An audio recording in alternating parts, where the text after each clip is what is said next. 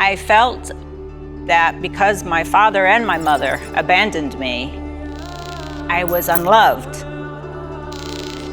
I went to LA because I wanted fame and fortune. I wanted to be recognized. I didn't want to be an outcast and invisible and unworthy. I wanted to matter. I am so alone. And I felt angry at God. Hello, my name is Rosalyn, and this is my story. My life without God, unfortunately, was brutal, which is part of sin. That's our natural inclination, is sin. My childhood was different than most, to say the least. My father I don't know much about because he left when I was 2. I look like him, my mother said, but that's all I know. I was the baby of 5, and being that my mother was a waitress, that was hard on her to cover everything alone. So at 11, I found myself in a situation where I was orphaned. I had already been molested by a sibling, and I was locked up behind bars on the windows and bars on the doors, and under lock and key at a Catholic reform school for juvenile delinquents. And I was 11, and I spent 5 years there. I hadn't committed a crime. I didn't know what crime was, but I did the time. At 16, a Mormon bishop showed up and got me out. Hallelujah. I was glad to be on the other side of the bars. But I didn't know how the world worked. When I got out of the place that was called Mount St. Michael's at 16, I was angry.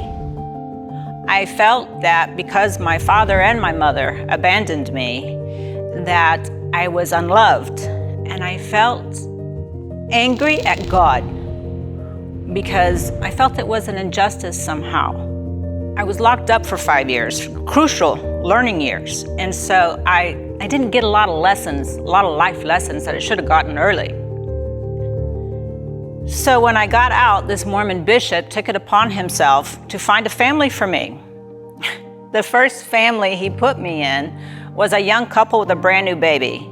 And now I am already a troubled teenager because I have been educated by juvenile delinquents for the past 5 years. So I made it very hard on them, and that didn't last long. The next couple was a beautiful couple in the country, and they had horses, and I happened to be horse crazy. I would see a horse and hyperventilate, and I was happy. I was going to school, I had a motorcycle, I had horses, I was happy. But the wife was insanely jealous because I was very cute when I was young, and she maybe thought that I wanted her husband, but I just wanted her horse. So I had to leave. And so the Mormon bishop, his name was Ralph. Ralph decided to put me with another family. And this was a beautiful family. I had brothers and sisters and a mom and a dad, and I was thriving. But he went to work one day, was electrocuted. So I had to go. The Mormon bishop felt bad, and nothing was working. I was being tossed around like driftwood, and it wasn't his plan. So he took me into his house, and his wife pitched a fit. She was royally upset about that idea because I'm 16, I'm turning into an attractive woman, and she didn't like that idea. He had horses, and so one day we were out riding, and he had a terrible, terrible horse accident that left him paraplegic. Elaine really hated me after that. So I decided to run away, take my own life into my own hands. Thank you very much for trying to help me. I will take it from here. So when I got out and things didn't work with these families, I became more angry and more maladjusted. I didn't know how to relate to people. And I had all this anger in me, bubbling all the time, so angry, because I hurt. And hurt people hurt people. And so I went to LA because I wanted fame and fortune. I wanted to be recognized. I didn't want to be an outcast and invisible and unworthy. I wanted fortune and fame. I wanted to matter.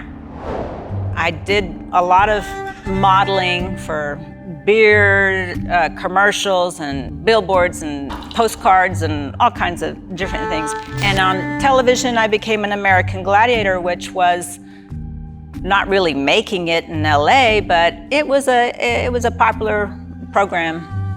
I remember when I did Star Search, before I did Gladiators, there was a contestant, me against this other girl. And when she was up there and they announced her name, the audience applauds and you hear all this noise. And when she finished and it was my turn to come up to the mic and to speak, silence, because I didn't know anybody. There was no family, there was no clap, there was no noise. And that silence was like a pierce through my heart. It was like someone shot an arrow through my heart, and I recognized I am so alone. I am so alone, getting the recognition that I desired. I was on TV, hey, but it was a hollow, empty feeling. Even though I had achieved it, it was still empty for me. So I began training, Taekwondo. I started going to the dojo, wearing my gi and fighting with the women, and then fighting with the men, fighting with my boyfriend, and fighting with my Jewish husband, who was a professional fight coordinator for movies. So we would fight all day. We would spar all day and draw blood. I got paid to beat people up. It was a perfect job for me. I was angry. Then I would go home and fight with my husband. And we fought horribly, horribly. Things you should never do to someone you love or care about. But that's just how it was. It was a very violent time in my life. My Jewish husband's name was Evan. One night, Evan and I were fighting, and he put me through a third-story window. I picked myself up off the balcony and walked through the closed door because the glass is all broken and shattered on the ground now. And I grabbed a 6-hour and clocked it, went to the bedroom, sat at the bedroom, took the gun and aimed towards the door and waited for him to come into the room. And he was tall, so I aimed up high. So as soon as I saw his figure into the room, I fired. I just grazed him over his ear on the side of his face, but it was a blessing that I missed him. So I became very, very afraid of him at this point because I missed, so I ran. I ran past him and I ran down 3 flights and I ran from Brentwood to the beach. It's not very far. I ran. But I was already on international television. Everybody and their dog knew who I was. I couldn't hide that.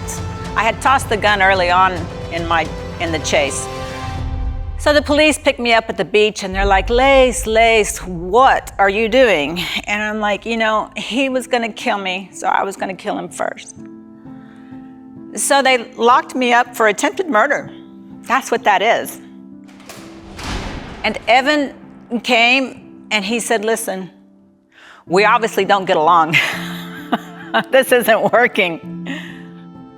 Why don't you leave LA and I'll drop the charges? And I said, done.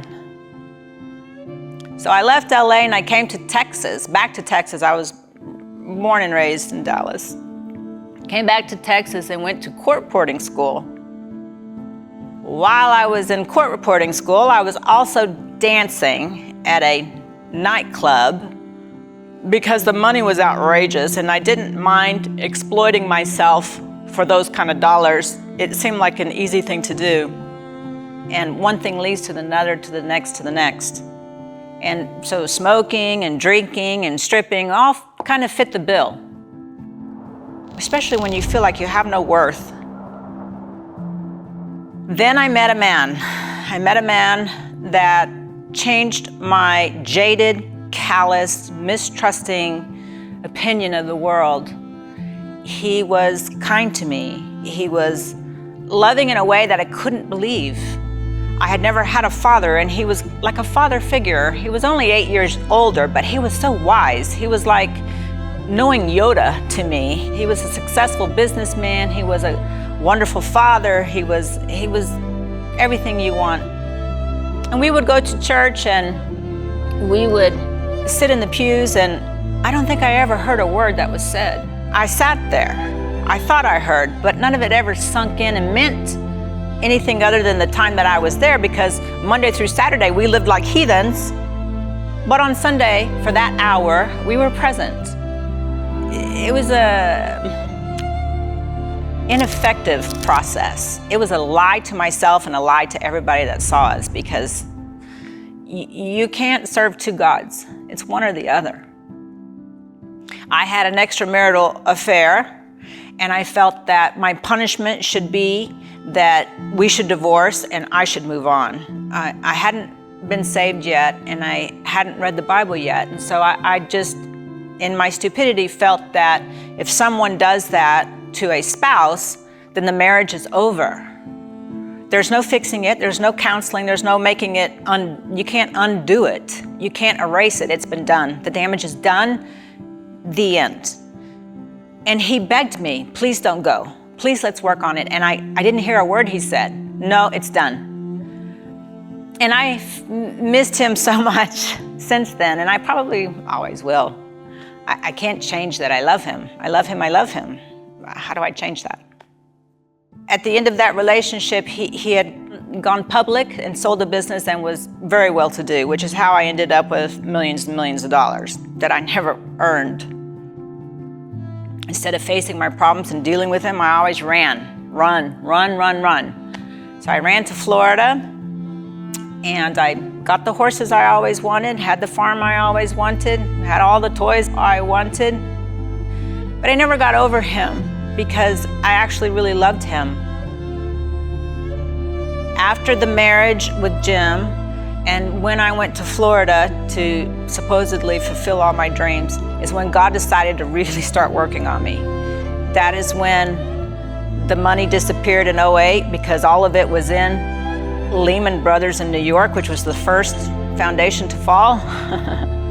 So, yeah, my life with God all began then. I had experienced, my second husband was Jewish. I had experienced Mormonism, Catholicism, and now Judaism. Because he was Jewish, but he was secular. But I was curious, not as angry with God, but more curious, because I didn't agree with what my experiences were with religion so far. So what about the Jews? I wanted to learn. So I went to the synagogue and I started to study. I felt like a fish out of water, and I didn't convert. 30 years later, I've got everything that I need and more than I want. Why aren't I happy? This is success. Why doesn't this feel good? This doesn't make sense to me, and I don't understand. So I read the Bible for the first time, almost 50, late 40s, about 48. I read the Bible for the first time. And each page, first of all, was not words. It was not just a story. It was magical. Each page, I could feel pain, layers and layers of pain dissipate. And I felt connected, and it was like a highway to heaven almost. It was very magical in that it was such a learning, eye-opening experience that for the first time, almost 50, what I should have gotten as a child, I was understanding the world around me, the people around me, the value of the things around me. I was learning that my body is not my own, that I was bought and paid for. I never imagined that Jesus would do what he did for me. I don't fit in anywhere. Why would he do this for me? That didn't make sense to me. But it convicted me because I believed that he did. I decided, okay, I did it my way. It was always my way or the highway. I didn't really have any example. I just jumped feet first and figured things out as I went along. So I said, okay, let me try it your way, God's way, and see if it's any better. It's so much better. Trust me. You can avoid so many mistakes that are so painful. You can avoid so much pain and agony. You can avoid hell for eternity if you just do it God's way. So, a decade later, diamonds are gone, money is gone, all the cute Lamborghini, everything is gone. But I have Jesus, and I have peace, and I have happiness, and I have, having been loved, am able to love. You have to be loved in order to love. You have to have it to give it. And you have to die to yourself and your pride and your sin and those things that are actually hurting you in order to live for Christ. This life is a test. It doesn't seem like it is, but it is. It's a test. He gave us free will. We're not puppets. To see which way we decide to go. Will you do what I did and be worldly, earthly, and want success in man's eyes? Or will you look up and think of what God wants and want to be close and intimate to him and about your eternity? This is very short here. It's very brief, but eternity is a long time.